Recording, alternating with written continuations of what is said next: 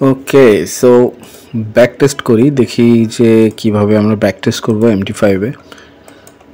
Previous কিছু trade definitely আপনাকে consideration আনতে হবে, যে আমি লাস্ট যে ট্রেডগুলো নেওয়া হয়েছে এই ট্রেডগুলোকে একটার পর একটা, তাই স্যাম্পলগুলোকে আপনি টেস্ট করার সময় আপনাকে মাথায় রাখতে হচ্ছে যে জিনিসগুলো, যে আমি কখন ট্রেড নিয়েছিলাম, কী ট্রেড নিয়েছিলাম এবং সেগুলো কেন নিয়েছিলাম, মূল আইডিয়াটা কী ছিল, আইডিয়ার সাথে মিললো কিনা যখন নিয়েছি। তো এখানে বেশ কিছু ট্রেড নেওয়া আছে, আমরা ট্রেডগুলোতে চলে যাই। তো এখানে একটা সেল পজিশন আছে যেটা লস হয়েছে, তো দিস ইজ এ লস। আমরা যখন লসটা নিচ্ছি এটাকে আমরা সিস্টেমে আনবো, যে আমরা যখন লস নিছি তখন লসটা মূলত দুটো জিনিস আমি এখানে এক করার চেষ্টা করতেছি অ্যাজ পার মাই স্টাডি। আপনার স্টাডি কি, এটা আপনাকে ডিফাইন করতে হবে। তা আমরা এখানে ফরম্যাট,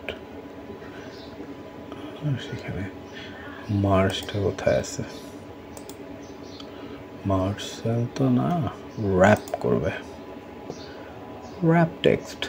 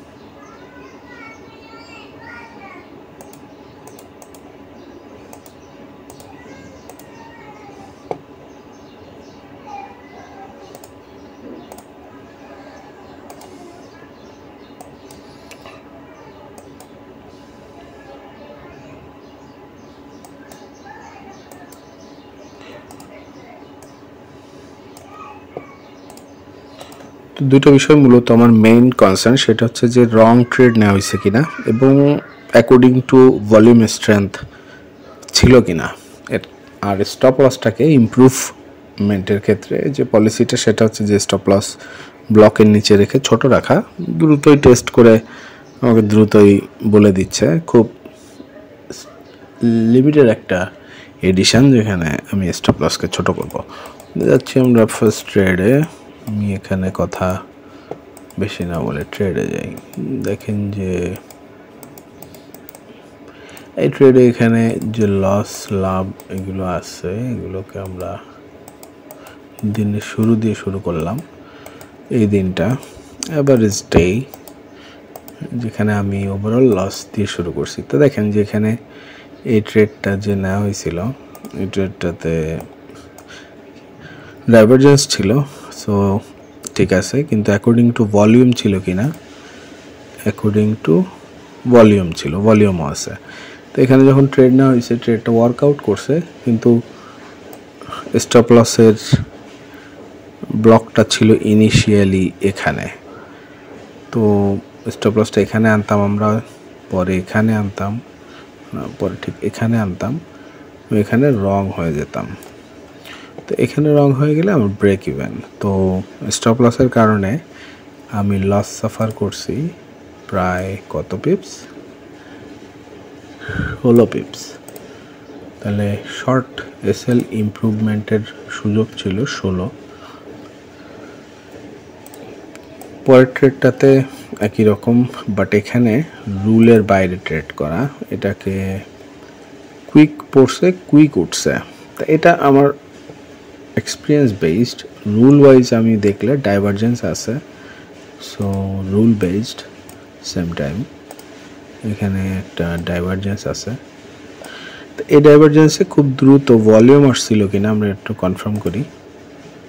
এখানে বেশ ভলিউম আসছিল, এটা বাই ভলিউম ছিল।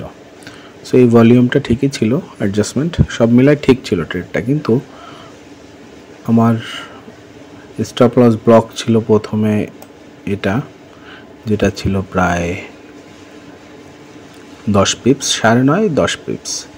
সেই 10 পিপস আমি স্টপ লস কমাইতে পারতাম, কারণ আমি এখানে যদি আনতাম, এই ব্লকটা টেস্ট করে উপরে উঠছে, পরে এখানে একটা স্মল ব্লক ছিল, অত স্মল না করলেও আমার এখানে হয়তো হিট আউট হয়ে যেত, সেখানে আমি সেভ করতে পারতাম প্রায় 10 তো পারতামই, তার সাথে প্রায় 8 পিপস। তো স্টপ লস ইমপ্রুভমেন্টের সুযোগ ছিল এখানে 18 পিপস। ওকে, পরের ট্রেডটাতে আমরা যাই। পরের ট্রেডটাতে আমি দেখতে পাচ্ছি যে এখানে আরও একটা, এটা ছিল প্রফিট, এটা এখানে আমরা সেল প্লেস করছি এবং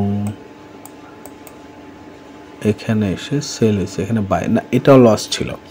ওকে, লস ট্রেড ছিল। এই লস ট্রেডটার আমরা দেখবো যে ডাইভারজেন্স আছে কিনা। এখানে ডাইভারজেন্স নেই, আছে বলতে লাস্ট লেগ এটা, হাই লেগ এটার সাথে এটার ডাইভারজেন্স আছে হালকা, যেটা কনসিডারেশনে আনছিলাম আমি, যে এই লেগের সাথে এই লেগের একটা ডাইভারজেন্স আছে। তা এই ওভারঅল ডাইভারজেন্সে ভলিউম আসছিল কিনা, দাঁড়াও,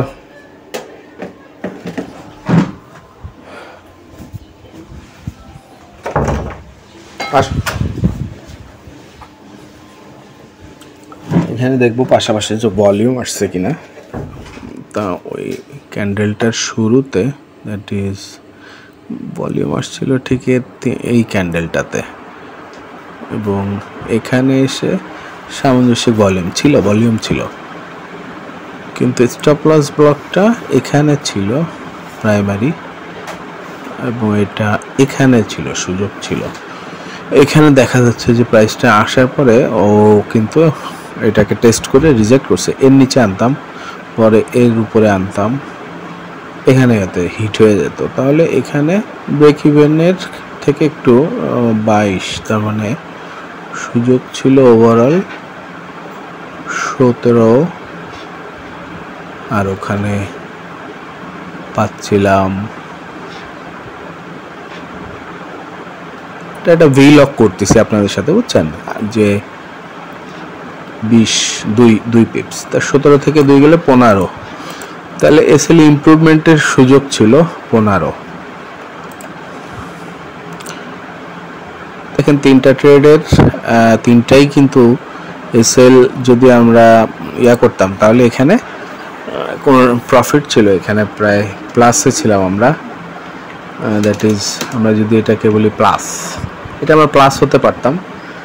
প্রথমটাতেও আমরা মনে হয় প্লাসের কাছাকাছি ছিলাম। এটা হচ্ছে ফার্স্ট ট্রেডটা, আমরা দেখব যে ফার্স্ট ট্রেডটা আমরা এখানে হ্যাঁ ব্রেক ইভেন ছিলাম আর কি, তো এখানে বিই দিয়ে আমরা ব্রেক ইভেন হয়ে যেতে পারতাম।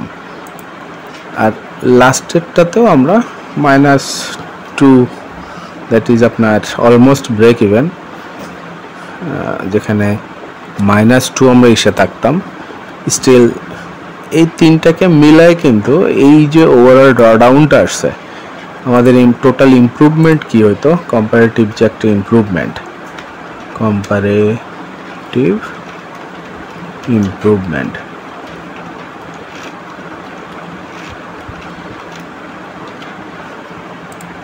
কনসিডারেশনে আনলে আমরা দেখতে পাচ্ছি যে এখানে আমাদের 0, এখানে প্লাস ছিল, প্লাস 8 পিপস, এবং এখানে আপনার -2। তো তিনটা ট্রেডে আমরা ওভারঅল দেখতে পাচ্ছি যে 8 আছে, যেহেতু এখানে +6 এর একটা ভ্যারিয়েশন আছে, যেটা আমরা পজিটিভ ভ্যারিয়েশন +6, তা আমরা পজিটিভ প্লাস দেখতেছি যে 6 পিপস অথবা 60 পয়েন্টের একটা পজিটিভনেস আমরা পাইতাম যদি আমাদের স্টপ লস একটা ইমপ্রুভমেন্ট আসতো। স্টপ লসের ইমপ্রুভমেন্ট হচ্ছে ব্লক বেসড, আমরা যদি ইজিলি বলতে চাই that is block based.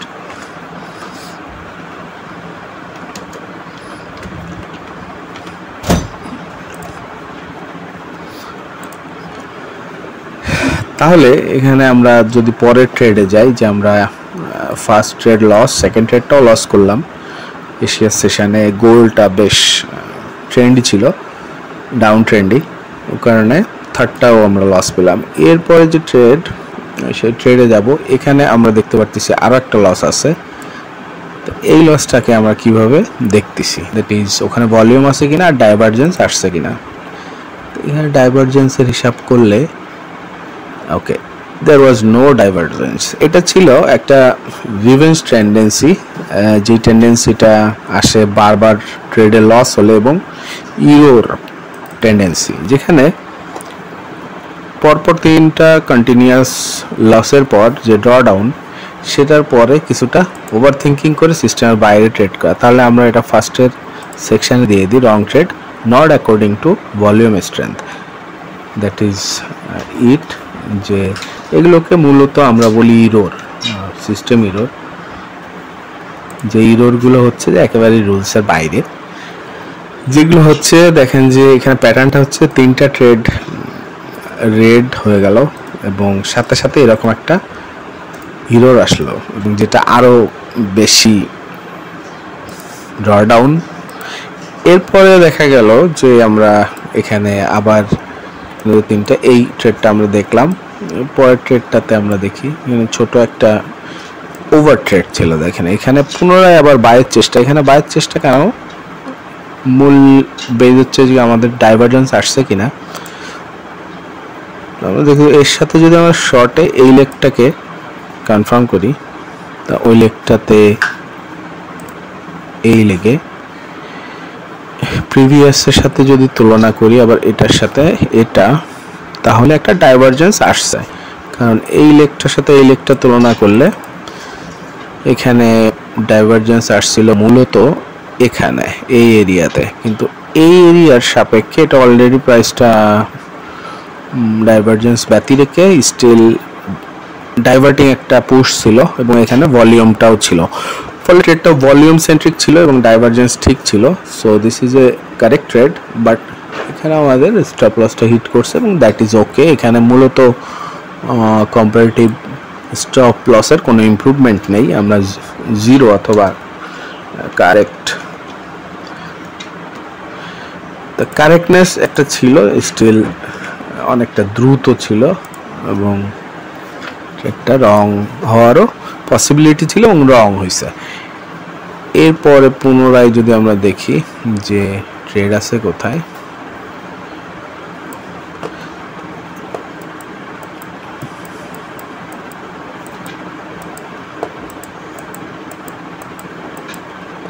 System একটা ব্রেক পাইছে, ব্রেক দেওয়া হয়েছে।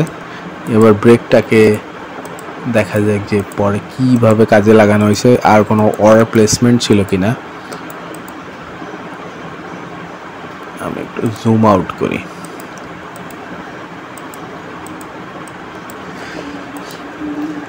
তাহলে কন্টিনিউয়াস যে ফ্লোটা, এই ফ্লোতে মূলত আমরা ট্রেড নিচ্ছি। দেখেন যে এখানে একটা ট্রেডের এন্ট্রি দেখতেছি আমরা, যেটার স্টপ লসটা পাচ্ছি না। মূলত স্টপ লসটা কই? ওকে, আমরা ট্রেডটাকে যদি জাস্ট ওর উপর দিই, এই মেটা ট্রেডারে এগুলো হয়, আমাদেরকে অ্যাডজাস্ট করতে। বাই করা হয়েছে এখানে 31-এ, এবং এটা মূলত আচ্ছা 31-73, 31-89 এবং 31-73। আচ্ছা, এখানে একটা ট্রেড নেওয়া হয়েছিল, যে ট্রেডটা euro trade, completely euro trade, এবং খুব দ্রুত ট্রেডটা ক্লোজ করা হয়েছে আবার সেম টাইম। তা ট্রেডটা কীরকম ছিল? এখানে 2টা কন্টিনিউয়াস ট্রেন্ড ছিল এবং এখানে কোনো ডাইভারজেন্স মূলত এখানে তো আমরা খুঁজবো না, আমরা খুঁজবো হচ্ছে বিয়ারিশ ডাইভারজেন্স। তো বিয়ারিশ ডাইভারজেন্সটা এখানে আসছে, সেটার জন্য ওয়েট করা হয় নাই। এটা পুরো একটা ফল ট্রেড, যে ট্রেডটা হয়তো ওই সময়ের কোনো পার্সপেক্টিভের বেসিসে রুল রিগার্ড না করে প্লেস করা, যেটা আউট অফ, এটাকে আমরা ইরোর বলে আসছি। এরপর একটা ইরোর ছিল, এবং যেগুলো ইরো ট্রেড সেগুলো মূলত ওখানে আমাদের ট্রেডটা যেহেতু ইরোর, ওখানে আমরা আর এসএল এর যে ইমপ্রুভমেন্ট ব্লক বেসিস এটা আর হিসাব করব না। ট্যাব থেকে কিছু ট্রেড করা হয়েছে, আমি তার হিস্ট্রিগুলো এখানে পাচ্ছি না, তার ট্যাবে যে দেখাতে হবে, অথবা আমি দেখে ট্রেড হিস্ট্রিটা একটু শাফেল করে।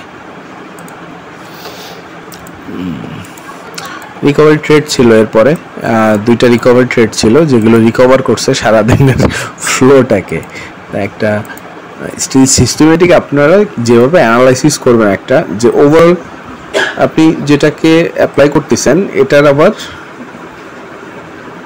ডেইলি বেসিস একটা কারেকশন, কারণ আপনি এটাকে কারেক্ট করে করে ইরোরগুলোর প্যাটার্ন দিয়ে আপনি আপনার ডিসিশনের প্যাটার্ন এবং এসএল যেহেতু ছোট করা লাগবে, তো এসএল এ কী কী ইমপ্রুভমেন্ট আনতে পারতেন, আর কম্পারেটিভ একটি ইমপ্রুভমেন্ট আপনি দেখতে পাচ্ছেন যে আপনার যদি সেই ইমপ্রুভমেন্টটা আনতেন তাহলে ওভারঅল পজিটিভ মোড থাকতো। তো এখানে ইরোর এবং সিস্টেমের যে ইরোর এইগুলোকে আমরা রিডিউস করব। তো রিডিউস করলে যেটা মূল যেটা করণীয় আমরা দেখতেছি, তার রিকমেন্ডেশন আমরা ইউজ করব যে কি রিকমেন্ডেড প্রত্যেকটা কেসে। তো আপনার একটা রিপোর্ট ডেভেলপ করলে তার রিকমেন্ডেশন আপনাকে দিতে হবে আগে।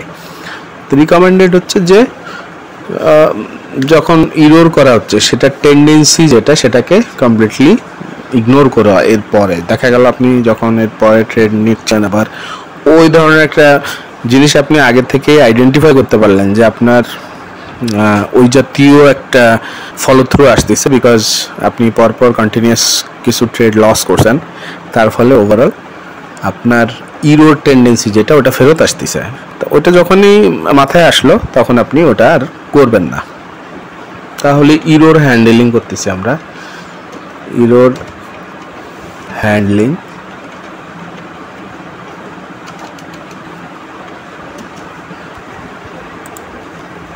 আমরা কমপ্লিট করলাম, এটাকে সেভ করে দিচ্ছি। আপনারা এক্সেল শিটগুলোতে এগুলো মেনটেন করবেন on a regular basis, at least for couple of months. তারপর আপনি যখন দেখলেন যে একটা এক্সপার্টিস চলে আসছে, আপনি অটোমেটিক একটা সব কিছু মাথার মধ্যে আপনি এগুলো করতে পারতেছেন, তখন আর জার্নালটা অত লাগবে না।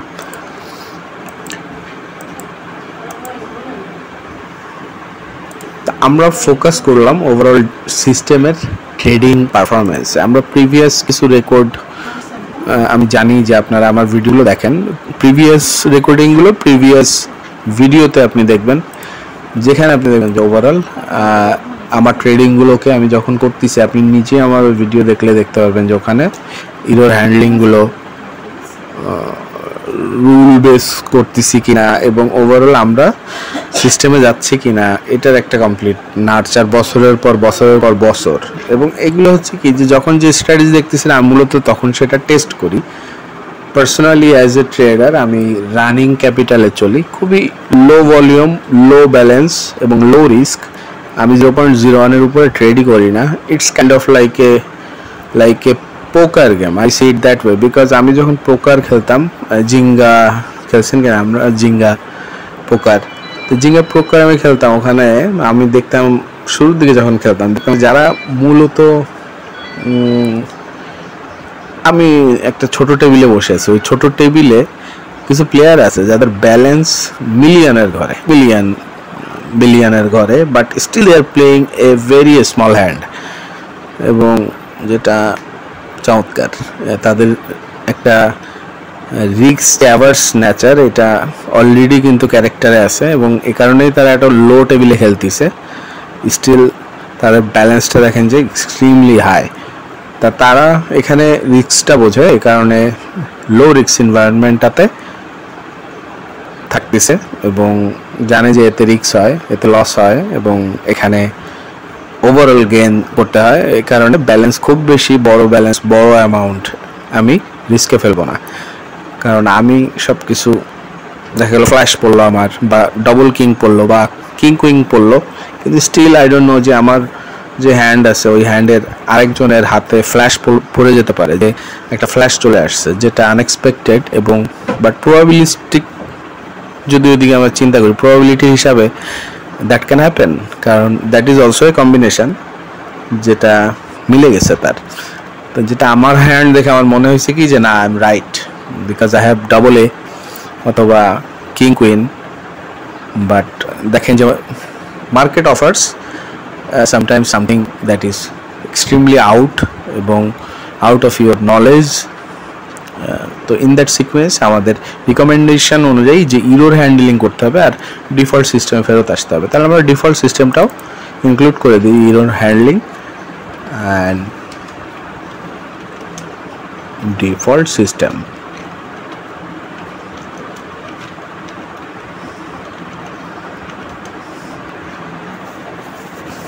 ডিফল্ট সিস্টেমে আমরা রিটার্ন করতেছি, তাই না? রিটার্ন টু ডিফল্ট সিস্টেম, আমরা এটাকে রিটার্ন লিখে দিই, রিটার্ন টু ডিফল্ট সিস্টেম।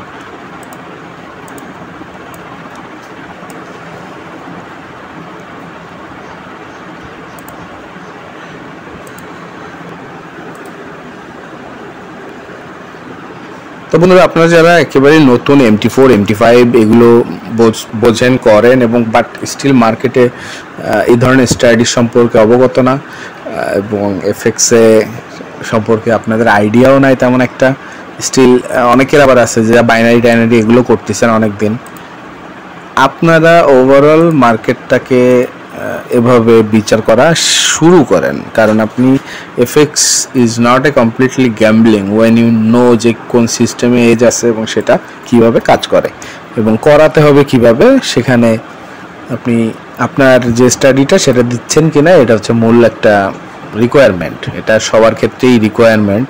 এখানে কেউ সাকসেসফুল নয় যারা আইসেই সাকসেসফুল। এখানে যারা আছে তারা মূলত হিউজ অ্যামাউন্ট অফ টাইম, যারা প্রফেশনাল তারা বছরের পর বছর, যুগও বলতে পারেন, তারা মার্কেটে আছে এবং এটা থাকতেই হয় কারণ ডাইনামিক পরিবেশ দিচ্ছে সবসময়, ডাইনামিক পরিবেশ এবং রিকমেন্ডেড সেটিংটা যেটা আপনার প্রফিট দিবে এইটাকে সবসময় স্টিক করে রাখাটা ম্যান্ডেটরি, ইরোর হ্যান্ডেল করা এবং ওভারঅল ডিফল্ট সিস্টেমে বারবার ফেরত যাওয়া আর ইরোরগুলোকে জানা, মূলত যে আপনার কি কি ইরোর আছে, আপনি পার্সোনালি কি কি ইরোর আছে এগুলো না জানলে আপনি আর এখানে কি কাজ করবেন, তাই না? তাহলে জানা শুরু করুন। কথা হচ্ছে পরের ভিডিওতে। সবাই ভালো থাকবেন। আসসালামু আলাইকুম।